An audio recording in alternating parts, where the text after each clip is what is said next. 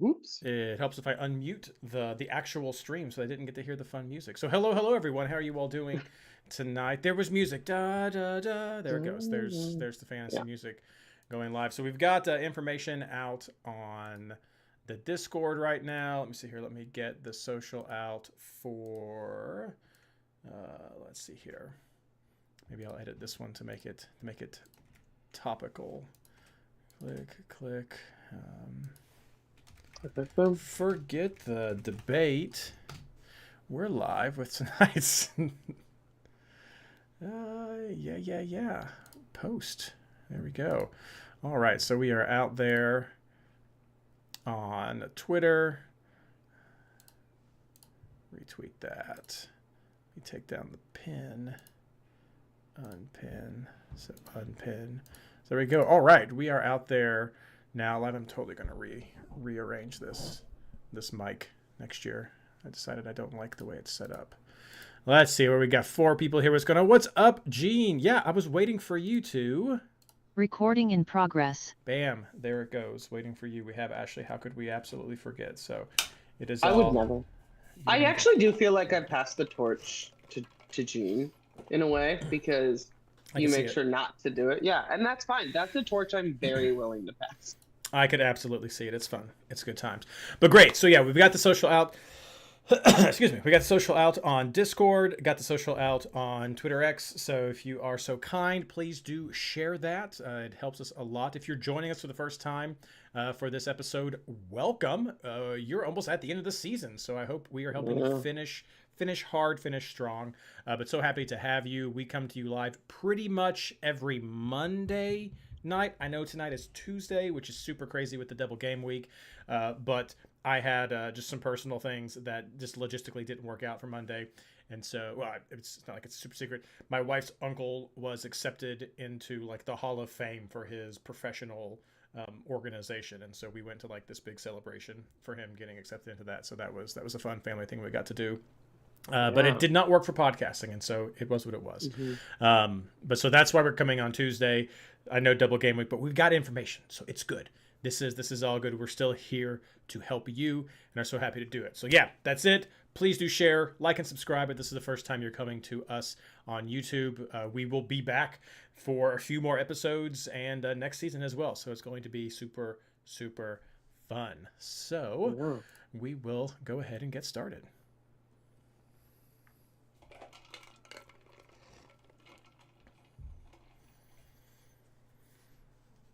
Hello and welcome to the MLS Fantasy Insider, our preview of Double Game Week Round 29 of the 2024 MLS Fantasy season. This episode is brought to you by LAFC, your 2024 U.S. Open Cup champions. Asterisk. Actually brought to you by the amazing MLS Fantasy Insider Patreon supporters. It's because of you that we are able to keep this podcast going. Find out more about our Patreon over at patreon.com/MLSFI. I'm your host, Reid Connolly from MLSFantasyBoss.com, and tonight I'm joined by my partner in fantasy, Ashley Savage. How you doing? It's nice to be back. I missed you. Happy to have you back. I mean, you've been traveling, you've been like busy with work and all sorts of stuff. My real life is consuming my podcast life. It's terrible. I know, but we've got you back just in time. We're here to talk about this upcoming double game week, the last significant double game week. I know we got some like sprinkles of DGWs on the last round, which will be important, but this is like the last massive good double game week. So it's going to be a good one to dig into. Announcement. Go ahead. The penultimate round, am I wrong? Also the penultimate round for fantasy. Announcement at the top of the show. I want to make sure everyone hears. We started talking about our fantasy survey last week. That is going to go live this week. I got some great feedback a couple of days ago from people about some of the questions, so I wanted to be able to fold that into the final product, which is why it's not live now. But that will be live later this week. And that'll go on for the next few weeks so that we can have at least a couple of weeks so that we can have some information during our final recap episode. I know we kind of previewed that a few weeks ago during the Leagues Cup break, but we're going to have the survey data that we have this time. And I also want to plug our upcoming episode because we're going to have Matt Pollard, recently awarded MLS Western Conference Beat Writer of the Year award, who's going to be joining us for our final episode as well to help just round out everything with round 30. So a couple of quick updates at the beginning before we talk about round 28. Just some takeaways. Ashley, what do you got? Yeah, I think that this was, I don't want to say it's a surprising round. It definitely was not a because MLS round, right? Like I didn't particularly feel that way, but there were definitely some interesting things. Christian Benteke and Josef Martinez making Team of the Week, being two of the highest pointed players, was definitely. Do you remember Josef Martinez? Do you remember this name? Yeah. That guy. I mean, he's one of the most famous fantasy players of all time, but there's been a lot of issues, I should say, with him up at CF Montreal, and so to see both, but Benteke has been consistent. He's leading in the Golden Boot race, so that shouldn't surprise anybody. But what was surprising was it was against Columbus, which is one of the best defenses in the league, even on the road. One of the best defenses. Sorry, I know it hurts you when I say stuff like that, but like I get it. Those were definitely two takeaways. I just felt like there were, from a fantasy perspective, I think it's fair to say there were some interesting results, I guess is how I would say it. But if you look at, the dream team, it's an interesting dream team this week, right? Josef Martinez hasn't been on the dream team since he was in Atlanta, probably. Benteke, best player of the week, tied with Josef, so that's normal. And then you have three other very random CF Montreal players. Maxi Morales, which I'm not going to lie to you, I thought he left the league. I remember that they re-signed him, but I thought that was last year, and then he came back. Got hurt. That shocking. The Cincy midfielder, Orlano, not the midfielder that you usually see for FC Cincy. And then, again, just kind of some hot names of the past is Brandon Bai, Kai Wegner, not a name of the past, George Campbell, Tavon Gray for NYCFC, which that was just because he scored a goal, right? And then, New England goalkeeper Ivicic as goalkeeper. Like those are not names that you had on your team, right? Those are not very, very popular names, I should say. So just interesting, if you will, week to have. I personally struggled a lot. I always struggle making decisions when I'm coming into, a week where I haven't been on the podcast, because like you and I've talked about, I try to prep as much as I can. I front load that prep so that, after Monday, I don't normally tinker very much or change things unless big things have changed over the weekend. But as I was just telling Reid off air, I had quite a tumultuous week last week.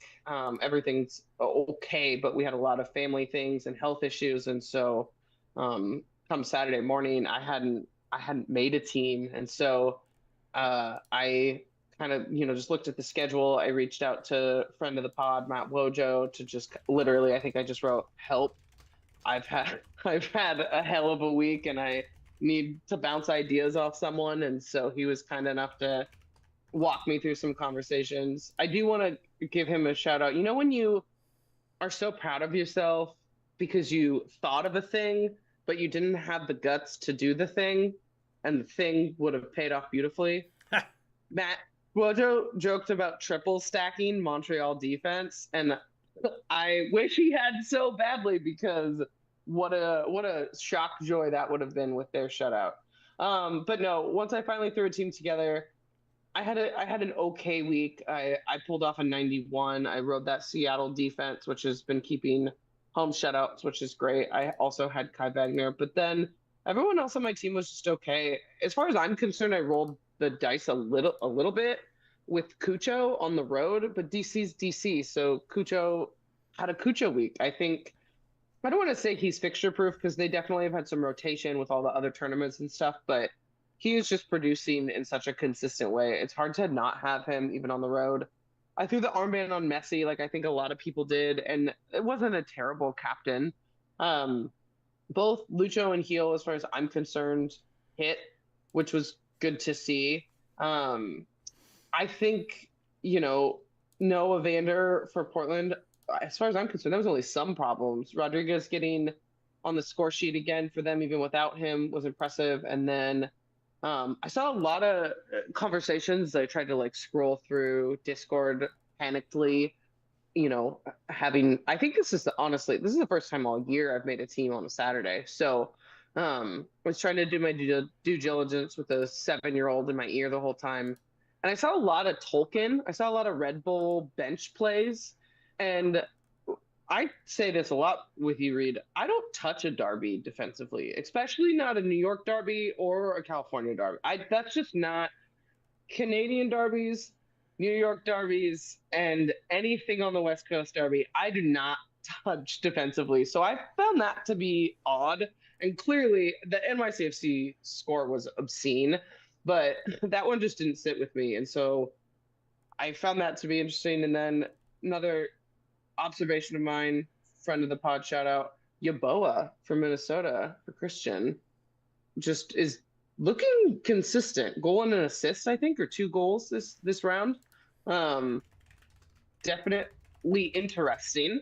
And the season's wrapping up, but definitely something to take note of because it's been a while since Minnesota has had a consistent striker, right? Scorer in the game, and he's looking good right now. Yeah, I don't have a whole lot to add to that because, I mean, really at the end of the day, this is the first. We've talked about rotations. We talked about because MLS. Mm-hmm. This is the first round that you're really starting to see some of the impact of making the playoffs come into play. Like there's some rotations, people coming in, people who haven't gotten played, getting some people who are making it, people who are out of it. And we're going to highlight that a little bit later in the show as well. And that's why a lot of this stuff is happening. That's why we're seeing stuff with Columbus. The New York Derby completely threw me for a loop. Like I was not surprised about goals. I did not think it was going to be that lopsided based on who was missing for New York City. I just thought that was going to be huge. The Cincinnati game also frustratingly was a shock to me, seeing the lineup that LAFC rolled out after US Open Cup. Like I thought Cincinnati was going to have a great time with that, and it did not go that way. So big props to LAFC for that, and some questions with FC Cincinnati at home with the best team they could field at that with some struggles against LAFC. And a rotated LAFC team. Exactly. Well. I mean, I know they subbed in, but still, like the first half was just bad. That was just bad. Yeah. And I would have liked to have seen more, but we'll talk about LAFC going into this one. I mean, a lot of those results were because of this rotation. A lot of this is not a lot I think you really need to knee-jerk react to from fantasy. We saw Hartel's first sort of really dud game with even with that 3-1 win against Sporting Kansas City. With that was a good takeaway I saw was that Seattle game. I think of note, we talked about missing some of the offensive spark for Houston. Very few shots on goal generated from that. Good defense from Seattle. Fry, one of, I think some of the percentages I'm seeing I think he's leading in clean sheets now, maybe 11 clean sheets. So like good defense wins there as well, but just a lot of concerns there from Houston, I think is relevant going into this round as well. So not a whole lot of things. What I would, for me, I also got 91. I think that was a solid score depending on where you were. I actually dropped down a little bit in the ranks. I was hoping to crack into the top 50. I'm fine at the top 100. That's no secret of what I shoot for each year. I was a hair away from the top 50, fell down a little bit. It's just tough in that area. 91 was enough to win a lot of my head-to-heads, but not all of them. I lost one in the Champions League to Kung Fu Orca by 1 point, so that one was tough. But I did win. I did win my game in the Host Invitational head-to-head, so we'll touch on that one in just a second. But it was a good round. I think in the 90s is probably where you were hoping to be to have some good. Mid to high 80s, I also don't think it's a bad score for this round, but just depends on where you are in the rankings for how that was. But definitely some 90-point games. You should have seen some good results, either increasing in the ranks or some good positive results in your head-to-heads. I think is really good. What I want to focus on right now is the first of 2 questions I'm going to ask tonight. And this was one that was spawned. If you didn't see my exchange, it's not really exchange. It was more of a one side, like welcome to my TED Talk was sort of what it was Yeah. on Twitter X today. And that was the official fantasy account made a post saying, who is your fantasy MVP for the season? And before I go over those names, I wanted to throw that question out for Ashley. You may have seen it, so maybe you're going to cheat, but that's fine. But who would you say is your early contender for fantasy MVP, and how would you define it? Sure. Can I answer your question with two answers that have very different reasons? Great. So I believe that the MLS Fantasy MVP, based on hit or miss, is Messi. Hear me out. I know I've come in hot on the Messi since before the Messi happened, but I think he is the most bang for your buck producer of points when he plays. He doesn't play as often. Like I just pulled it up. I promise I didn't know we were going to talk about this, nor have I looked at something else. Messi has played at least 10 games less than the players who are the highest scoring. Does that make sense? Do you know what I mean? Yeah, yeah. So if you give him those 10 games, I think he becomes the highest scoring player in fantasy. The thing about Messi is he doesn't always play, whether it's rotation or injury, and he has had a couple dud games.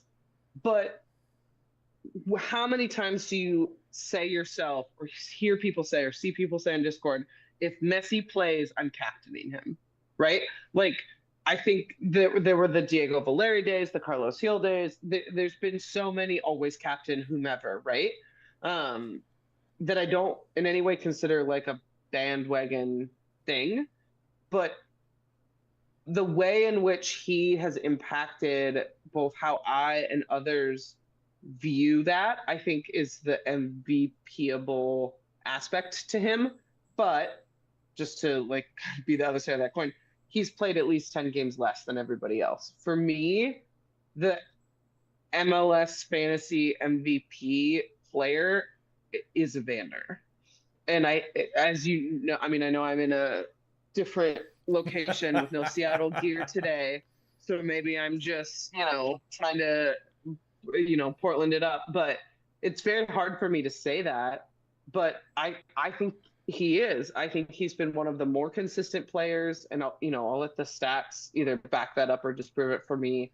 But he's been a player that has been borderline fixture proof, and once he hit that stride after a couple matches to start the season, he's never not stayed in the stride. Now, I don't think his stride matches Messi's. I don't think he matches that ability, and I also think that the Eastern Conference is a little bit, no offense intended to anyone that supports Eastern Conference teams, I think it's a little more grabbable for points than the Western Conference is right now.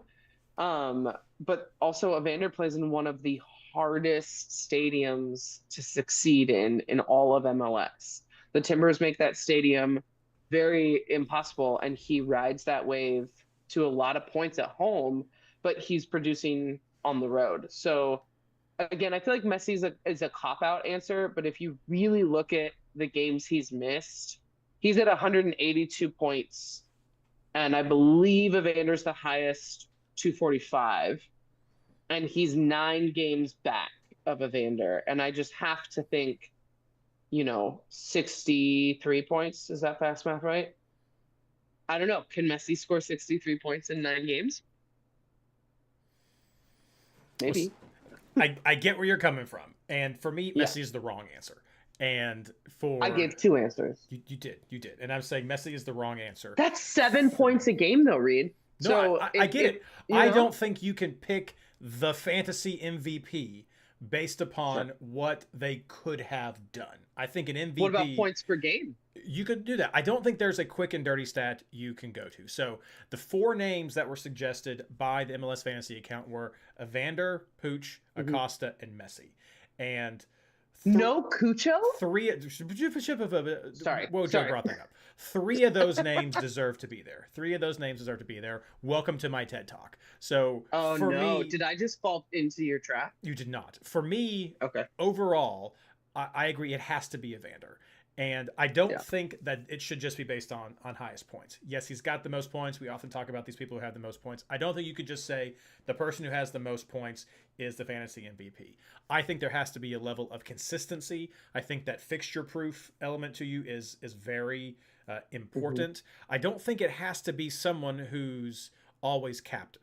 I don't think it has to be like ACE. Okay. Like I don't think it has to be someone who's always captain because we can have those conversations of, okay, who maybe has a better matchup, who maybe is this, so I'm definitely going to captain this person over Evander. There have been times when we haven't picked Evander because we maybe have been worried about card accumulation. So there's been good reasons why we've shied away, but he's been very consistent, both home and away. And we've identified him as a key player to even activating the potential of those around him.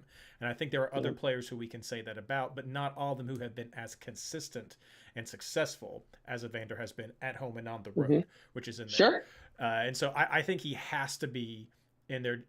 Oh, and he's been able to also give us some games where he's gotten good scores, good floors based on the bonus point generation. And this season particularly, that has been a difficult stat to achieve. And so I think he's just checked all the boxes for this is the MVP for the fantasy season. I think so. He was by far away the leader of that poll. Pooch was second. I think that's fine. I have a better number 2 overall. But he has been great. I think he suffers from recency bias. There was definitely an earlier point, half, 2/3 of the season, where LA was just struggling. And he's come on great. I mean, we've got the whole triad there with LA Galaxy that we're thinking about. That you even consider loading into your fantasy team? And I think he's been great, but just some of that early consistency was not there. And so I don't think he can be the MVP. And I think 2 is not where he should fall overall. And now I'm not being a homer. On this list, Acosta scored the lowest. Of those 4, the overall rankings were Evander, Pooch, Messi, Acosta.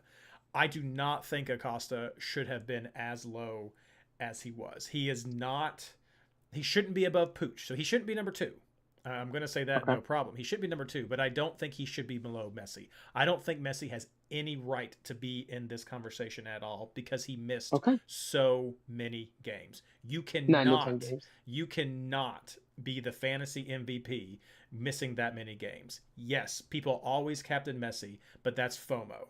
That is not. We've seen it. We saw it last week. He was a fine captain. That's okay.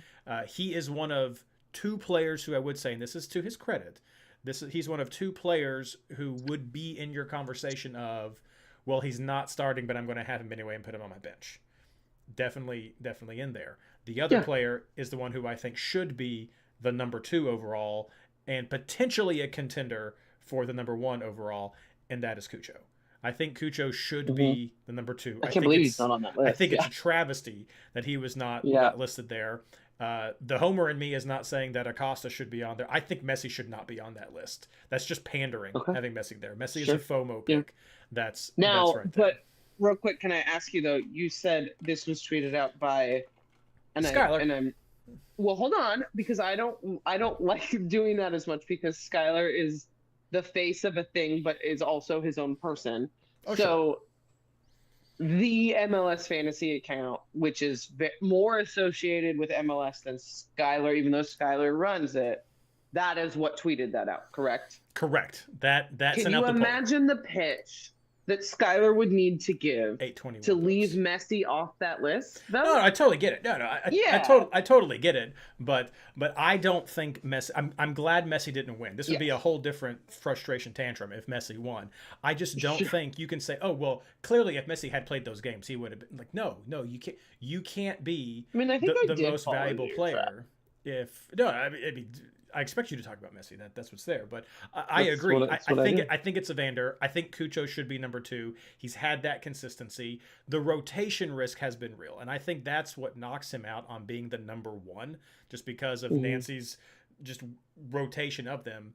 You can't necessarily depend upon him to be in that game like you could for someone like Evander much more, or even Pooch or someone much more with that.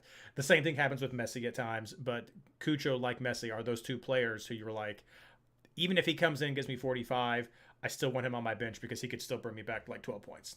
That's ridiculous. So big bonuses for both of those two players. I don't think you could say that about any other player in the league. So I think that shouldn't have made Cucho number 2 on this list, which means he probably should have bumped Acosta for this to be 3 legitimate fantasy contenders, and then the Messi PR vote that's in there. But I just don't think he should be there at all, and I think it's clearly Evander. So I hope our Seattle masses aren't upset by that. But I mean, fantasy if they're upset, they're upset at me. I mean, I said it. I think that now I don't consider this enough of a reason, but if you look at points, right? Like if you just look at point production, okay, and then we can transition because there's a big week coming up.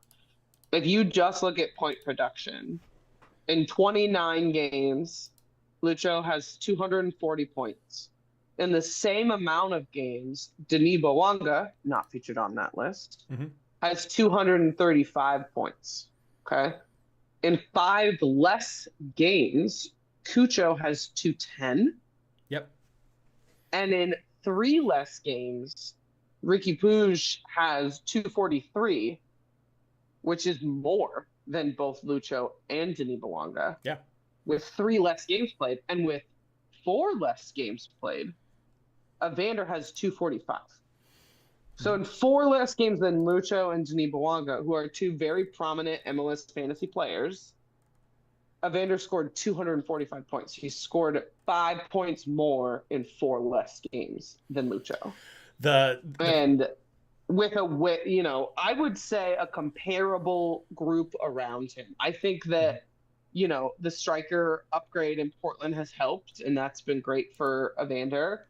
And FC Cincy has had the opposite, right? The opposite situation happen with their strikers, so that definitely can affect Lucho. Corey Barrett isn't giving anybody a MVP, but I think also if you look at what Ricky Puig has to work with, I mean, there's so many people there that are kind of taking points from him. Do you know what I'm saying? Yeah. Like there are so many other point producers around him. Yeah. What points would he produce just on his own if he didn't have Joveljic or Peck, or right? Do you know what I'm saying? I mean, Peck's in that triad, and so I think what knocks him down, even though he has a few more points than Cucho, is that usually when we're like LA Galaxy, you're like, oh, Pooch, that's who I want first. And Peck's right there in the conversation, but it's like Pooch is the go-to, and so that for fantasy is where it goes there. Bouanga is a great point of discussion for this, because I thought about him as well. I mean, 4 people is tough. If that makes sense. No, for 4 sure. people poll is tough. For sure. But between Cucho and Bouanga, what leans me to Cucho over him? Because Bouanga's got more points. Probably it's more of the absences with Cucho from some of the rotations and the other cups that he was participating in that contributed to that, which was what I docked Messi for. But I don't think we have ever had a conversation, I don't recall one, where we've said, I like Bouanga so much, I'm going to put him on my bench so I can get his points. Maybe we've taken a flyer at it, but I mean, I think I have that conversation with myself all the time, but I don't say it here. I'm not. But I think a lot of times our conversation is, well, you know what? I'm not going to take Bouanga. I'm going to take Bogusz instead. So like I'm pivoting to somebody else. I'm not him. Yes. With Cucho, it's like, well, I guess I could do Rossi, but I really want Cucho. So I think. That's why I say it can't just be points. And that's what I think for the fantasy MVP. Cucho is always that one of like, well, I'll just put him on my bench and then he may come in. Denis Bouanga did do that. You could have put him on your bench and got those points. And so in retrospect, maybe that's good. But I think just the impact Cucho has had and has been recognized throughout the whole season. For me, that bumps him up. But if someone wanted to say, no, Reid, it's Bouanga, I totally get that. And I'm not going to push back against that like I would against Messi. I think my input of Bouanga and also Cucho, because it turns out he wasn't even in the conversation, is they should be in the conversation. If you're keeping the conversation to 4 people, I think that's tough. easier poll. Is that poll all polls let you do? I don't even know, right? Like that might just be a formatting thing. Yeah. I don't think you can't say Messi because of what MLS is right now. And I Yeah. understand that that might not be fair, but like you have to say him, right? And then I think Evander Puig are locks. I think both of those players are absolute locks for this conversation. But then, as far as I'm concerned, Lucho needs to be in it, and Lucho is very, very close to him in that. Mm-hmm. And then you get into the, Denise and the other players. I mean, yeah, it's tough. There were a lot of really good fantasy players this season. Some that we predicted, and some that we didn't, and some that rode a wave, or some that stayed steady. So, yeah. So that was the first of two fun questions we're going to ask tonight. Okay. What do you all think? Do you agree with the list on fantasy, the fantasy count? Do you agree with us? Do you want to come at me about my Messi take? Just leave a message in the comments. Hit us up on Twitter. Let us know about that. But up next, we're going to be previewing the housekeeping for the double game week round 29.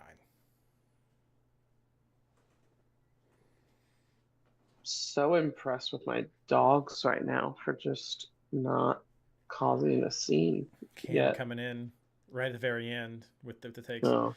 So there we go. Cam, are we playing in the host league this week? Oh, Cam is here. Look at that. Let's see here. Leagues, Who's MVP? I don't. It's a tough conversation because I would hear arguments for multiple names, and I don't like if someone was like, "No, Ricky Puig is MVP." I don't know that I would disagree hard. Does that make sense? Mm-hmm. Like, that's not who I picked, but I think it makes sense.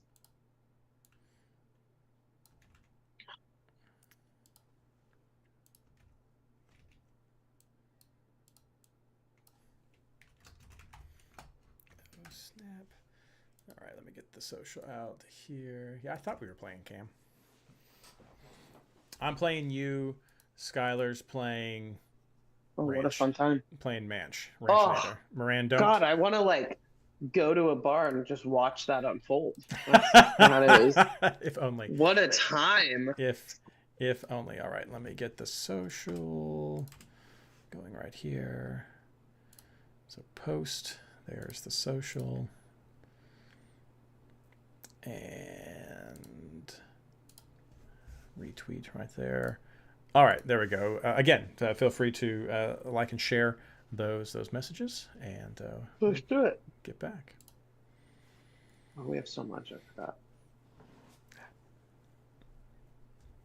Hello and welcome back to our housekeeping going into double game week round 29. Starting with a quick just kind of league update, and we're doing some fantastic things. A lot of you all in the head-to-heads. We have some of the playoffs that are going on, so be sure to check and see where you are with that. In the host invitational, it's going to be just a crazy town. Skylar is going up against Tyler, and I am going up against Cam. So this is just some big time games right here in our leagues. Over in the MLS Fantasy Pro Rel Pyramid, we are not having a playoff in that game, and that's just so that we can make sure that we have the tables for all that, because that's what's important. So we don't do the playoffs in those Pro Rel games right there. But have to give a big shout out to a good friend Wojo, a boy named Sue, who looks like he's going to take that one. That has been a very, very tough competition all year long. Over in our Veterans League, we have White Swarm FC, who is leading the way with our very own Tyler Ranchinator right there in second place. So congrats to everyone who is doing well in that league. Over in our homegrown league, we have She's a Keeper, Ashley right there, and then Old Deefy, who is number 2, and Vrooks coming in at number 3. So lots of good competition there. A lot of those people are going to get promoted, so looking forward to seeing that. And then finally, over in our Discovery League, we have everything being led by Trust Your Gut, and so that's some more promotions that we're going to see there. We'll have more updates about the Pro Rel League after the season is over, and we're going to look through the waiting list and find out what spots we have open for next year. So I hope everyone has had fun with this. I'm pretty sure I have emails for everyone this time, so I can reach out to make sure everything is confirmed so we can have a smooth transition for that. So let's talk about housekeeping for round 29. It is a huge double game week. You need to be ready for that. Games start on Wednesday, October 22nd, with a whole bunch of teams. This is our typical. Hold on. Say it again. Go back. Games start on Wednesday, October 2nd. You said 22nd. Did I? I don't think so. We'll see. Hit Oh, the rewind and go back. Hit the rewind and go back. I will not edit it. We'll see. Wednesday, October 2nd. Wednesday, October 2nd. Tomorrow for most people, or today if you're listening to this on Wednesday. But games start that with the typical Apple TV starting schedule. So pay attention to that. We have games on that Wednesday. Then we have games on Saturday, and then we have a few games on Sunday. So, but it's the last massive double game week. Should be some good points right here. For the teams who are double home, got a little fun twist right here for this one. We have Toronto, we have Atlanta, we have Charlotte, we have Vancouver, who has clinched a spot in the playoffs, Columbus, who has clinched a spot in the playoffs, Colorado, who has clinched a spot in the playoffs, San Jose, who has been eliminated from the playoffs, New York City FC, who has clinched a spot in the playoffs, and Portland. For the double away, we have Miami, who has clinched a spot in the playoffs, New York Red Bulls, who has clinched a spot in the playoffs, Montreal, DC, Minnesota, Philadelphia, Seattle, who has clinched a spot in the playoffs for the 15th season in a row. Is that what I heard, Ashley? Something like that? No, that was Red Bull. Well, so we're 15 of 16 or whatever. And we don't talk about this very often. I hate the year we miss playoffs. It's a sore subject for me. It's okay. I'm sorry. Austin is also on a double away, and then Dallas is on a double away. For our split home and aways, we have FC Cincinnati, who has clinched a spot in the playoffs, New England Revolution, St. Louis, who has been eliminated from the playoffs, LA Galaxy, who has clinched a spot, Orlando, who has clinched a spot, LAFC, who has clinched a spot, Houston, who has clinched a spot, RSL, who has clinched a spot, and Nashville. And then finally, our two single game week teams, both who have been eliminated from the playoffs, Chicago and Sporting Kansas City. I tried to highlight that because those are definitely teams who you're going to want to keep an eye on. Expect some crazy rotations with all of this. In addition to what's going on right here, some of these teams do have a lot to play for, such as New York and Orlando in the closing couple of rounds and few games, because those teams could flip-flop home field advantage with some of those results right there. Same thing for Colorado and Seattle, depending on where they end up. That could flip-flop who has home field advantage. So be sure to check where everyone is in the lineups and what their points and potential points could be, because some team may really want to go all out for that home field advantage to start off this round. And so there is still stuff that needs to happen, in addition to people who are just trying to play in for those wild card games. So be sure to check that out. It should be very interesting as we come down to the wire. Teams that are on a bye, nobody. Everyone's on those doubles. You have plenty of teams who you can look to for players who aren't available. You can check that out over at MLS Fantasy Boss down in the Fantasy Resources section. But of course, you have Chicago and Sporting Kansas City on those single games. Sporting Kansas City plays the latest of those two teams. They play on Saturday, so you can easily at least see some results from the Wednesday games before you decide if you want to activate having someone come in or go with a single. That's not really going to happen. They're just there to help activate stuff. So that it's going to work when you have one of those guys who isn't going to play. You can at least see the lineup for Sporting Kansas City and be like, oh no, pivot to someone who's not on the 18. That's what we're going for. But no shenanigans. This is basically an auto-roo kind of round. Maybe some keeper-roos and some other things with some of these players, but we'll see how that comes out. There are some players who are on card accumulations to be aware of, and at least one player that I'm going to mention with an injury report. Apologies if I miss anything, but please do check the MLS Fantasy Boss Discord to get the latest updates from that. A lot of this comes from the official MLS Disco, which you can find on their website right there. But want to mention yellow card accumulation suspensions. We have Griffin Dorsey for Houston, so that's an impact right there. We have Sergei Palencia for LAFC, and then we have Tomas Alves from Miami, who are all on yellow card accumulation suspensions, at least for the first game. There is a long list of players who are on yellow card warning. I've tried to pull out a few of the ones that I think are maybe most important for the double game week, but please do check that out and see that list for the full list there whenever you're looking at that. So on the yellow card warnings, one caution away from being suspended. We have Brooks Lennon, Diego Rubio, Ian Murphy, Atlanta, Austin, Cincinnati, DeAndre Yedlin from Cincinnati, Rafael Navarro from Colorado, Christian Benteke from DC, Jordi Alba from Miami, Luis Suarez from Miami, Michael Boxall from Minnesota, James Sands, New York City FC. Let's see here. We have Duncan McGuire from Orlando, Diego Char from Portland, Kamal Miller from Portland, and Nuhu from Seattle. The one injury watch I will mention because I think it's important for the lineups this week is we have Chidozie Awaziam from Cincinnati, who was the backup center back who was brought in because of the Miazga stuff. He got a muscle injury during the game last week, had to come out because of that. But from what I've heard, it's likely he'll miss one game, but could be back for the second game of the round. So that means that Cincinnati will be particularly shorthanded with that first round. And then don't forget Ian Murphy and Yedlin both on yellow card warnings. And so there could be some just echoing repercussions from that hitting the second round for Cincinnati. So keep that in mind when to point those out. Looking at chat real quick to see if we have anybody else. Let's see here. Nope, not seeing anything else that's said. So again, check out the MLS official Disco page. You can check that out. The injuries tend to be a little iffy with getting updated for everybody. The accumulations they keep up with pretty well, so you can check that out. But be sure to head over to MLSFantasyBoss.com/Discord. It is the easiest way to get access and be able to just come visit the Discord server. And in our fantasy tools section, we have the whole mega reference where we have a lot of this information available for you right there. It's fun, it's free, it's easy. You can come and chat with some of the best players in the MLS fantasy game. Anything you want to add, Ashley, before we move on? Nope. All right. Well, coming up next, we're going to have our last fun question before we get into the players who we are targeting going into double game week round 29.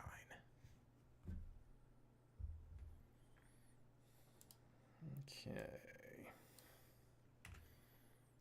Social. This is what happens. If you all don't like the disco this week or the injury reporting, I was left to do it on my own this week, so this is what you get. This is what you get. Poor baby. I know people have busy stuff. Things happen. I come in, do what I can. So that's what we do. You did great. Oh, thank you. Let's see here. Let's get the social. There it is.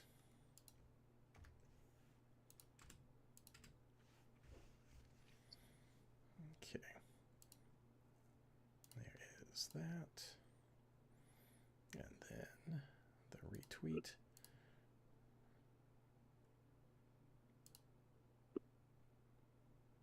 When it's called X, what do you call it when you can't say tweet still? I still do. Yeah, it's Twitter X. I still do too, but like, what is it called now? Posting? I'll ask kids. I'll ask youths. Posting on X? I don't know. It's ridiculous. I'll get back to you. All right. But yeah, tell me. Follow up on that one. Posting the social is out again. Please do retweet that so we can get people joining us for this final segment of the show. All right, welcome back to our final segment, talking about the players who we are targeting going into double game week round 29. Quick, though, the second question. This question spawned from some of the chat that was going on at the MLS Fantasy Boss Discord server, and that it was started by Christian. as well, who could not be here with us tonight. But the question is, Ashley, for you, what is chalk? What do you define? Because some people have said this is a chalky round. We've mentioned that rounds are chalky before. How do you define chalk, or how should players view chalk? You said I heard a couple trigger words out of your mouth as we were approaching this conversation. One is chalk. One is Christian. So I feel like I need to land on the right side of this because Christian is someone I don't enjoy having debates and arguments with because he's so thorough. I respect him too much. I would say that for me, the definition of chalk is the players who by matchup and point production present as the most necessary to be in your team. So, the names that you and I can't pronounce, they're not normally making it on the chalk list, right? Mm-hmm. So I think, you could borderline like list most of these players, I think, but they're players who, like I said, I would say my definition is based on matchup and point production, previous point production, not even expected points, because I don't trust how the system does that. I kind of more eyeball that for sure. myself. Yeah, 100%. But based on the matchup or previous point production, it's an essential player to have in your lineup. I think that chalk gets a negative rap because, like I just said to open the show, right? Who on the dream team this week was a chalk pick? Yeah. Kai Wagner. That's it. There was no one else. You can't talk me into Benteke. I don't think he was chalk last week. No, 100% no. Not against Columbus, right? So if you look, that's a small sample size, but if you just look at last week as an example, there is not a chalk player on the dream team except for Kai Wagner. Now, your question was what is chalk, but I'm going to follow it up with an additional thing, which is chalk a bad choice? And to answer my own question, I would say no, because if you have the players that are projected that should get the most points every week, then you should get the most points. However, last week is a perfect example. The players that should get the most points aren't always the players that do. And I think it's really important when you've been playing this game for long enough or when you get really invested in it to look at players that aren't chalk, like who meets that definition but not is expected to get the most. Did you know what I mean? Like, if you look at a lineup, who's someone that you could target that's out of position, or when you look at a matchup, who's someone who you could target because they have a cup game and they're going to rotate or whatever, right? But yeah, that's what chalk is to me, is the players based on matchup and projected points or expected points are must-haves in a team. I don't disagree with that. And I don't think you're too far off with how some of the conversation was. I think for me, the quick and easy definition is that they're the players who we expect to be some of the most commonly selected for the round. That we expect most teams are going to be gravitating to these guys, maybe on their first pass or just settle in with that.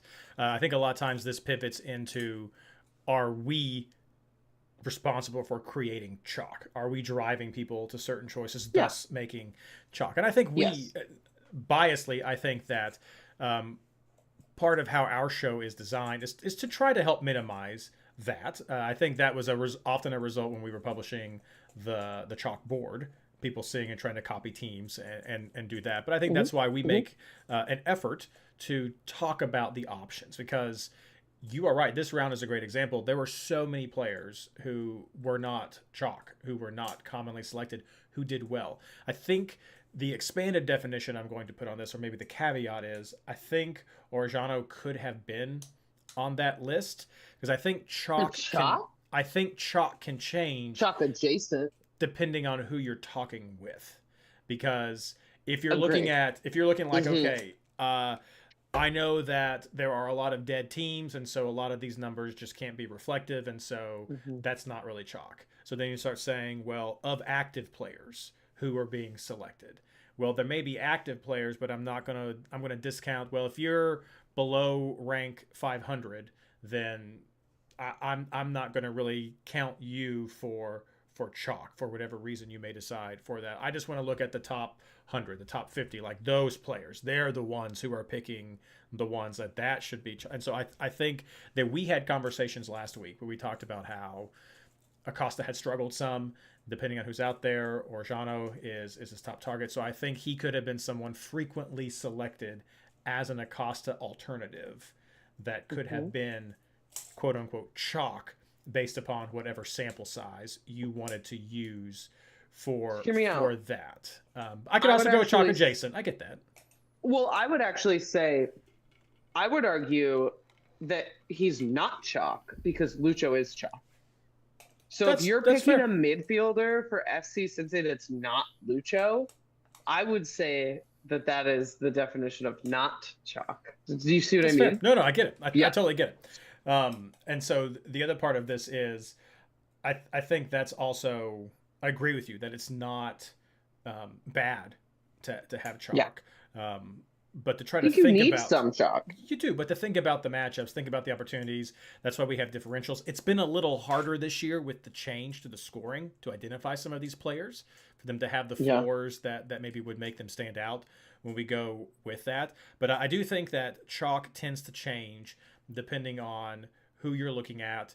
But that a lot of people can set chalk if they talk too much, and we try not to. But at the end, it's not bad.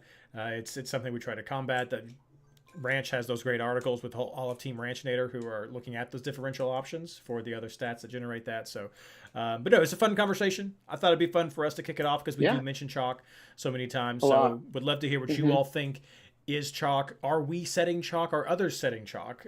Is that a bad thing? I think we try not to. So, yeah, just let us know what your thoughts are on chalk as we start to talk about players who we are looking at going in to round 29, starting as always with keepers and defenders. Ashley, who are you looking at? Yeah, I went Kalina off the top for my bench, and then I don't want to ramble on this too much because we've had a good conversation, but not double game week conversation, so I don't want to get too into it, but I have Lloris on my back end, and Reid, it's just never worked for me. LAFC defense has just never worked for me. I don't even know why that's where I'm going, but that's where I'm at. That's where I'm leaning right now. I think you could go a couple other places. I do like to try, right? I totally hear, the just pick a keeper, right? But when the games are spaced out like this, I do try to look at what's the second keeper doing in the back end games. Do I like their matchups enough?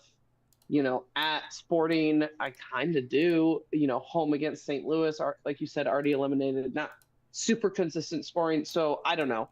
I might just do Kalina and call it, and then I might roll the dice depending on how Kalina's first game doesn't go Lloris. But like I said, it never works for me. LAFC defense has not hit for me at all this season, so I'm not sure. For defense, I'm running. We've talked about this before, so I won't go too into it. I prefer to run a 5 at the back for double game weeks of this size and nature, and have 2 players be scrubs.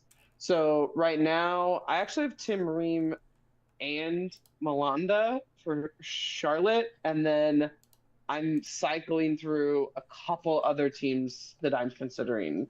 Columbus, LAFC. Again, I don't even know why. Maybe Houston. I know that Mikael is on a yellow card watch and Dorfsey's already out of game, so I don't know how that affects them.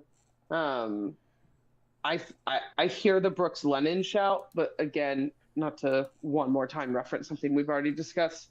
I don't love Brooks Lennon like I used to. Don't let him hear this. Friend of the pod, friend of the Ashley. But I don't know. I don't trust Atlanta. I don't trust them this season. So, yeah, I don't know. That last spot for me is just very filtered. But I am doing a version of a triple stack, and that doesn't often pay off for me. But it's the end of the year, so I'm just throwing it at the wall at this point. So I have the same thoughts as far as keepers go. So to piggyback off of our last conversation, I expect this will be a pretty chalky keeperoo. I think this will be a very common keeperoo that we see. But one thing that I will say that can modify chalk is a ruse. Our ruse system is a chalk buster because maybe you've set your team up to be like me, but I have a completely different thought process on who I'm previewing coming off my bench and who I'm going to pivot to, or what thresholds I'm looking for to make those changes. For me, I think that Kalina has been a strong keeper, one of the top clean sheet keepers in the league. Having Tim Riemann there has been helpful. Their first game against Chicago was eliminated. Tends to be a weaker team. I like that matchup right there. The double home game is appealing. Their second game, home again for Montreal. I'm a little more worried about that because J Mart is kind of hitting some stride right there. So we'll see where that ends up. Plus, combined with that, Montreal has not been eliminated from playoff contention, and they're right there on the bubble, being able to play in to a wild card game. So they've got a lot to play for that they're going to come hard. So I'm a little worried about the second game, but I feel pretty good about the first one, that when I'm looking at the other games around this, which is what has impacted Keeperoos so much, I had that same worry about Atlanta and Montreal with them being on the road, that J Mart is gonna be there. They're gonna be coming to try to get some points and looking hard at what's happening with Philadelphia. Atlanta, Lennon is a bench play at best for me because Montreal has not always been consistent, but I worry about that. I like the Charlotte game much more. But you don't think Josef Martinez is gonna want to score? No, I do, and that's that's why I'm not going with Guzan. That's why I'm not going with Guzan. Oh yeah, no, no, that's a very good thing to point out. That's a homecoming, so 100% right there, and that's why Lennon would be a bench play for me 100%. The New York City game, I'm just not high on the New York City FC defense. Cincinnati is missing some people though. But Lucho can do crazy things. Orjano can do crazy things. Kubo can do crazy things. Like, they still have offensive threat. And so I'm not confident about that. Orlando has secured a spot. Philadelphia is trying to hold on to a wild card spot and to try to do better than they can. Philadelphia's got some potent options. I'm not confident in a clean sheet there. Toronto Red Bulls, I have no confidence in anything. And I'm scared of the Columbus game, which is 7:45.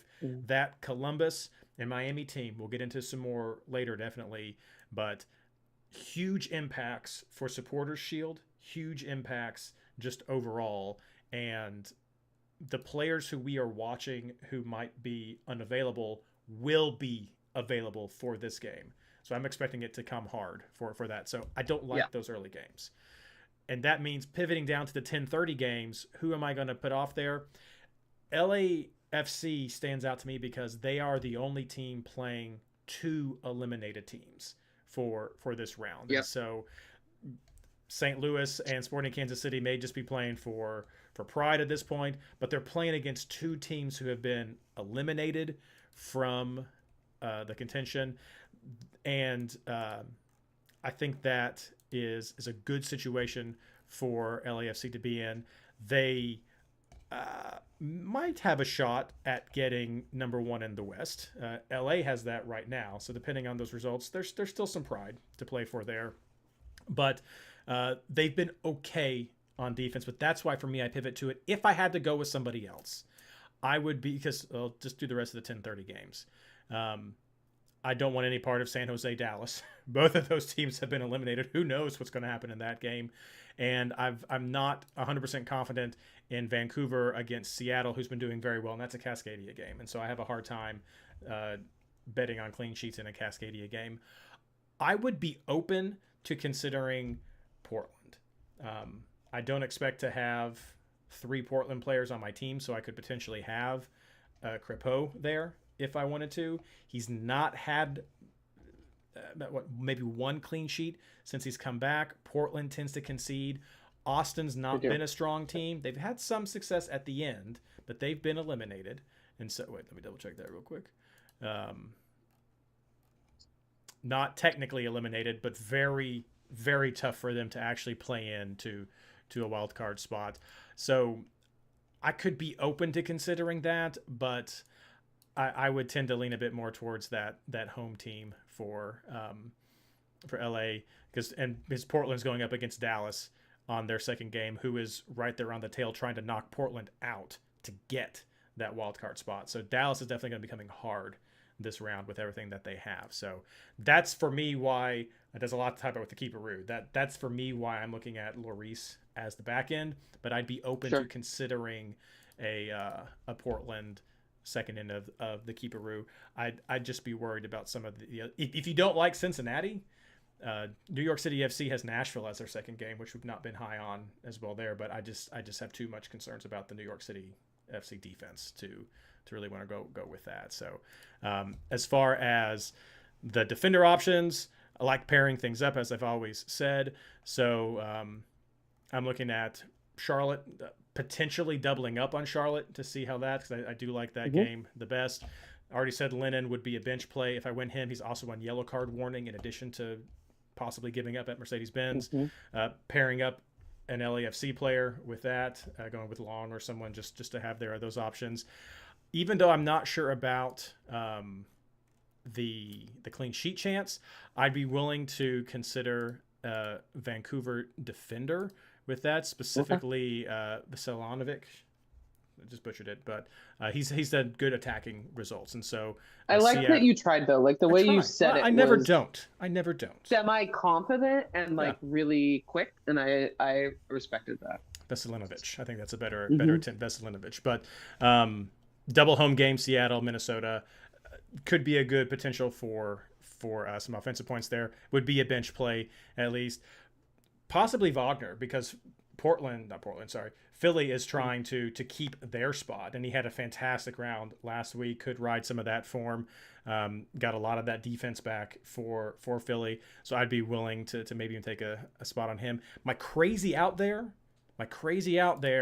is non-trial. What about New England? Houston had a horrible time getting shots off last week. New England's not been fantastic. But they've got Brandon Bye back. They got some options, the people coming back in here. That Houston game, even on the road, might not be too bad. And then they're home to DC. If Benteke gets a yellow, because he's on warning, and he's not there, there's a lot that has to fall into place, though, for this game. But that's an outside-the-box kind of random pick right there. I mean, I'm not going to do it, but I don't hate it. I like the thought process you have. Does that make sense? Like, I like the thought of what you just said, but I don't. There's a lot that would have to go right for that to be a smart play. You know what I mean? We had a question in chat about Wagner being on the yellow. I don't think so. I think he's come off that. Double check with MLS the data, but I think he's come off of yellow card warning. I think he has as well. And then Cam mentions, do we triple up on Charlotte, just like you were just saying last week for Montreal? I did. Hey, maybe that's just throw it and forget it, and go from there. You don't have to worry about your budget, but just throw it and forget it. So there's some defense options and keeper options right there for you. Let's move on now to talking about midfielders. Ashley, who do you have? This was a little vaguer for me. I think matchups kind of dictate, how you view midfielders. There's a lot of, less solid double homes. There's a lot of good splits. There's some good double aways, if I'm being honest. Yep. So, Evander came right back into my team after that suspension for sure. Puig was one of the, first few players in my team as well. Our top two guys, right? And then for me, Lucho slotted in. I felt weird about him the past, I don't know, third of the season, maybe. I think he has decent lineups. I don't love the road trip to NYCFC, but at home against Orlando feels a little better. Mihalovic, I do like the double home. I don't think that either Galaxy or Seattle are going to be cakewalks for Colorado. So, but it's two home stretches, and he has been producing enough that it makes me, want to take him. And then the last spot for me is such a mixture such a mixture of players. I mean, I don't know what's going on with Gald, but I, would be interested in throwing him on my team. I think Facundo Torres for Orlando, scored a goal this past weekend as well, is an interesting one with those matchups. I think Rusnak, he had his first off game, and it was a home game, so that was surprising. He did his first off game in a while this past round. Yes, it's 2 road games, but he's been so in form. Is he worth looking at? And then, Carlos Hill, like you said, New England, they have a decent road matchup and then a decent home matchup, but they themselves have not been the most consistent team. He himself has not been the most consistent team. Generally this year, Houston defense, especially Houston defense at home, has been very good. So, is he someone that we take a look at? So that 5th spot for me is tricky, but I think that there's a lot of names. Yeah, so the one thing I will mention that we did not talk about earlier, but we'll definitely highlight now is you could have seen some rotations with Galt recently because Vancouver was in the final against Toronto for the Canadian Championship, which they won on PKs 4-2. Yeah. So that was definitely a good showing right there for them. And that could be why there was some rotation with Gald. A lot of names here. I think you're right. For me, so what I wrote in my notes was Evander Acosta-Pooch in the team, 3 of the final, of my mind, MVP candidates. I'm going to hold back on Acosta. I actually, after more thinking, I think Acosta would probably be a bench play this week, if even someone you fade from your team this week. He's on my bench. Yeah, I do not think, even with that, that he is essential for the team. I think you have some good arguments. Road to New York City could be a frustrating match, and then coming back home to Orlando, I like it better. Both teams have made it. This just could be a point where if the Shield is just out of reach, it's like, you know what, let's just try to keep the home field advantage and just not worry about this. Let's get the guys rested. Let's hit the playoffs hard and play for that hardware. So I don't think he is essential for this round. Santi is a guy that's definitely on my radar to take a look at that, especially with... what about Maxi Morales? So Maxi's not... I would rather go with Santi for the history of what he has. You should. Yeah, I would rather go with Santi. He did not play last week, which is why Maxi got some of the points that he did. So that's the thing. But I'd rather go with Santi, especially with what I expect to be an even weaker defense than desired for FC Cincinnati. I think that's a good shout for him. And then they play again, like I said, home again to hosting Nashville, which we've not been super high on as well. So I think those are 2 good matches for New York City FC right there. After that, this is in kind of a wild one, and again, it's because I'm not super high on the Montreal defense, and Red Bulls have just shown they can give up all kinds after that last derby. But I think it might, in some of the form for Saba Lobanitze over there at Atlanta. Maybe more of a flyer, probably definitely a bench pick, but he's got some form on his side. Gald, I'd be willing to take a look at just because he's on some form. I think you could, I know you mentioned Torres. Heel, I think, should definitely in that conversation, especially with Houston missing Dorsey for that first match. So not an A team for them right there. Already mentioned Philadelphia with what they had to play for. So Gazdag didn't have a great game last week, but he's been on a decent little 2-game run of form prior to that, and he's usually able to get an okay number of shots. But with the double game week against Orlando and the second game against Columbus, I think that might be cautioning some people for Philadelphia. Yeah. But I would not be shocked at all if that's the game where the rotations happen. With how important 100%. that Miami game is, we could be running out a B team for Columbus in that game against Philly, which they could very much use points for that to help give them some breathing room from the teams chasing them. So that could be an opportunity for someone like Gazdag to get some points, and I could see why he might be in there. Let's see, I think I mean, Jordy's a guy who I've seen in some of the teams coming in from Colorado. We don't trust LA Galaxy defense at all, and so I understand Never about have, that. never will. And you can speak to the Seattle situation right there. So Road is not. I mean, Seattle defense has been clutch, right? I mean, Seattle defense has been I think is the only thing as a Seattle fan have talked about positively, right? Most of this season, but it's 2 road games, right? Yep. This is a fun stat I just looked at. Jackson Reagan only has 23 less points than Albert Rusnak, who is the highest pointed players for the Sounders. Wow. So, I mean, that tells you something about Sounders points, right? But again, road games, 2 road games. I don't think that's the clearest choice.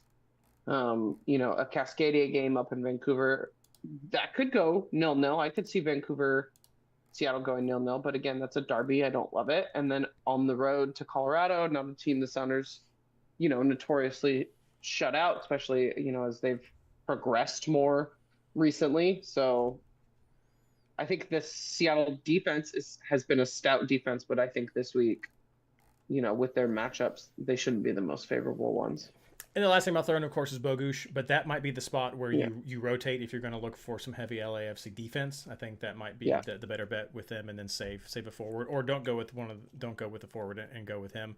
Other than that, I know a lot of people are going to talk about Mukhtar, just not high on Mukhtar. No, and then you could potentially go with one of your St. Louis options, but who knows? I don't know what's going to happen with St. Louis with them being eliminated. So a lot of stuff to question right there. Yep. All right, let's move on to forwards. Ashley, who do you like? I actually struggled with this a little bit because I want 4 to 5, and for some reason the game is only letting me pick 3.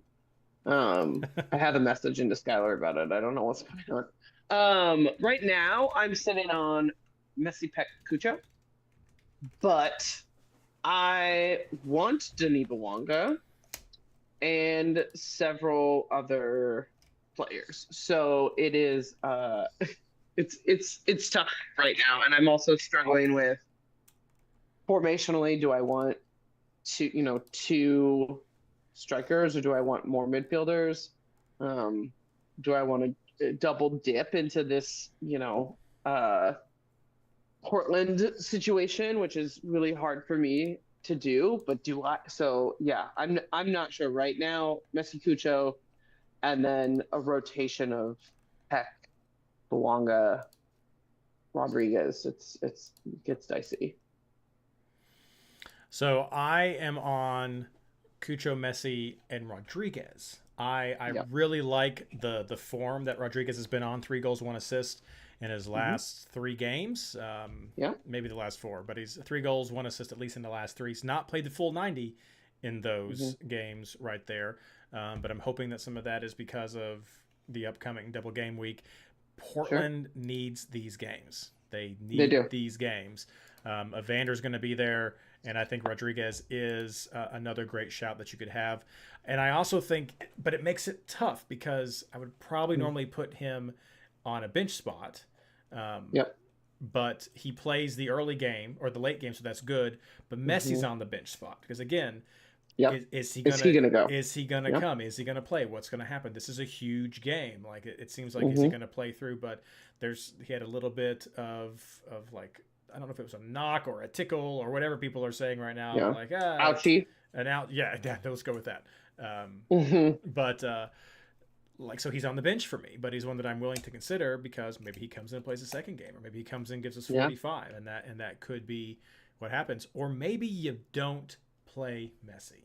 If you don't see him starting, are you willing to fade him? Is this an example of chalk within the top 1,000, but maybe not chalk within the top 100?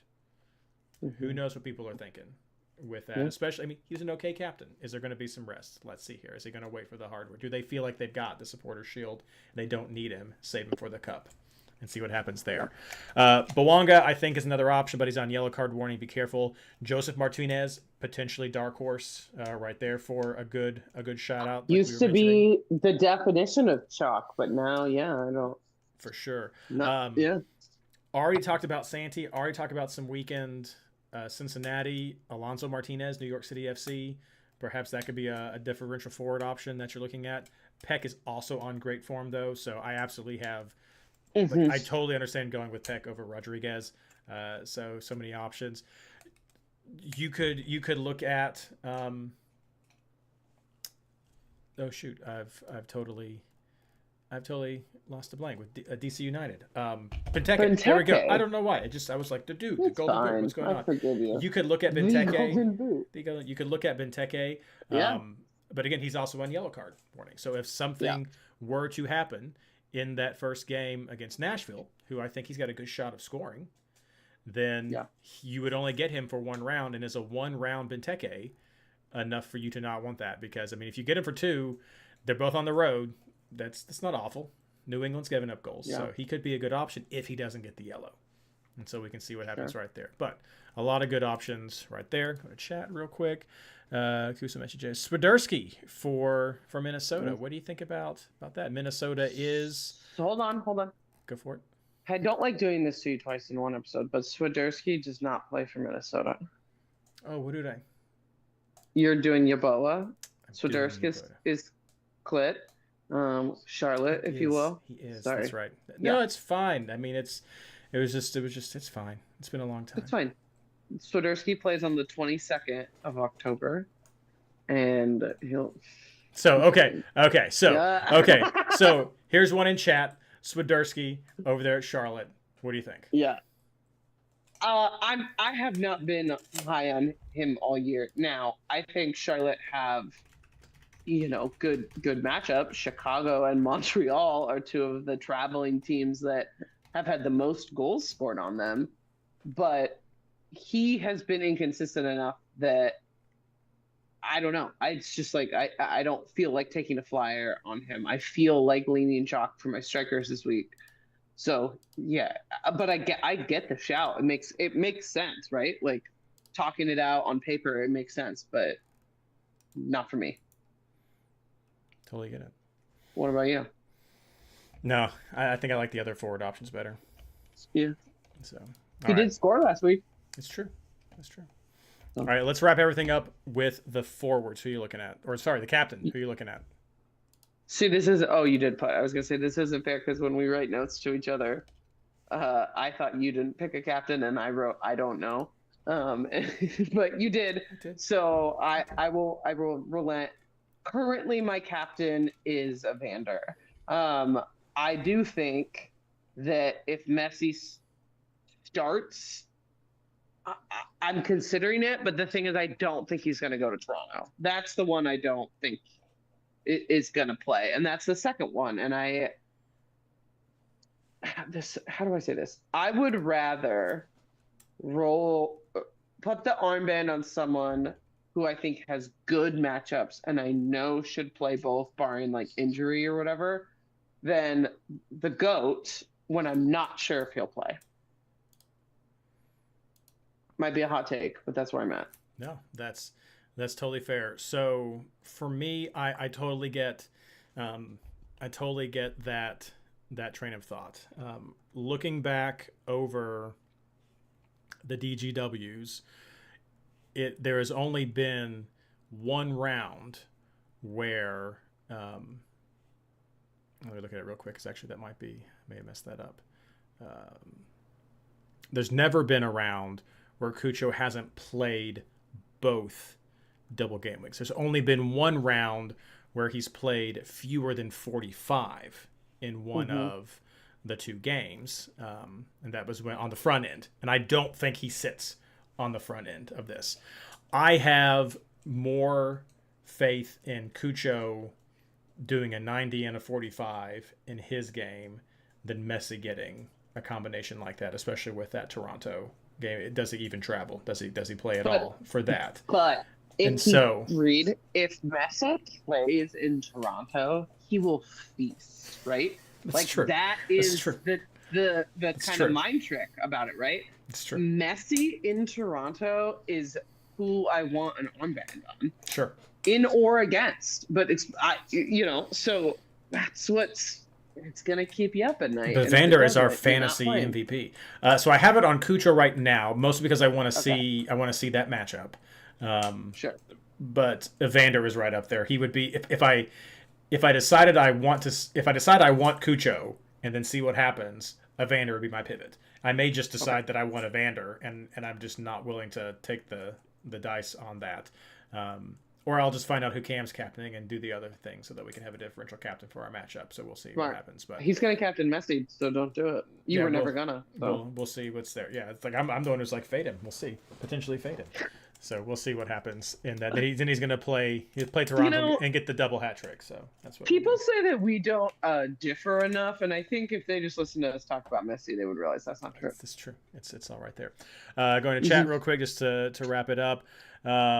So Gene is on Messi, if not Evander. Cam is Messi for sure. Backup Cucho or Evander. Yeah. So these are the three players that we're looking at. I don't think we'll call any of them chalk because I mean this is the back and forth that's going to happen. But I think these will be the three top players that people are going to be looking at for captains and could be the make or break for a lot of people in how they end up with this round, especially in their head-to-heads. Yeah, for sure.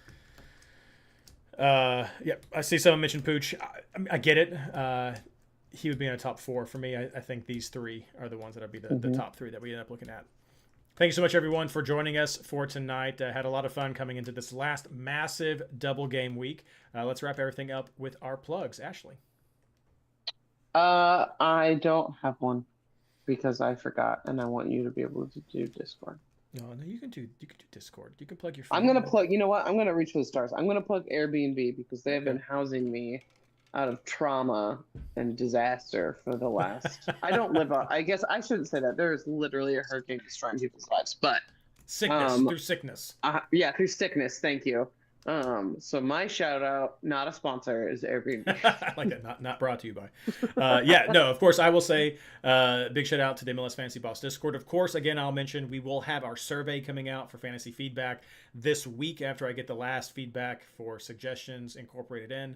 But that survey will be coming out, so please do, people, look for that and participate. It's going to be valuable feedback I think we can send to MLS about this. But head over to the Discord. It'll be published there. Just participate in that community and chat and bounce off your ideas for this double game week. It's going to be so fun. The community is so great.